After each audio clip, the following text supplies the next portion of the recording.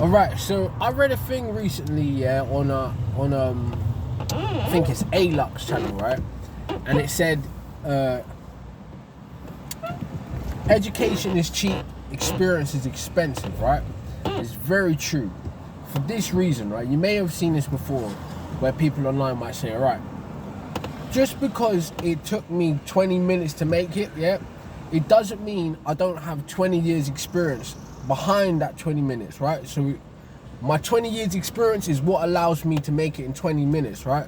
So the value I place upon it is still worth what I say it is, right? And that mindset needs to be understood by a lot of people, especially creatives, content creators, makers, craftsmen of all kinds, right? People aren't necessarily paying for your product, right? They're paying for your experience at making a product, right? Or giving the service, right?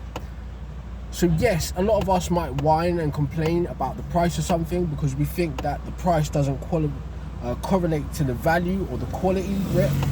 But in some instances, just because the quality doesn't appear to be high or isn't marketed as a high quality thing, it doesn't mean the value or the price point is incorrect, right?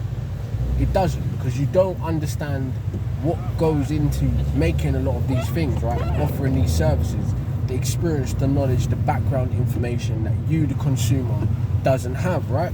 Because like I've just explained before, I can change my own oil, of course, right? I can service my own car, but sometimes I pay for the convenience to have it fixed, right? I'm paying for my time back, right? That is what's happening. So understand, when you're paying somebody for something or some service, right? And you might say to yourself, the value doesn't correlate to the price point. It might not sometimes, right? They may be overpricing, right? They may be under delivering, right? But at the same time, if you're someone with a business or a product, don't undercut yourself, right? Don't devalue your own work and your own worth, because you might want to beat the market. Sometimes it's necessary, right? To beat your competitors, you have to undercut them sometimes, right? But be mindful of when you're doing it, you don't devalue your own stock, right? Your own importance, your own significance of your product and value, right? I always say, set the price, right? And then the price is the price, right? There's no bartering, there's no giving on the price, right? The price is the price. The price for your time, the price for your experience, the value that you offer, you bring, right? Is set in stone, right?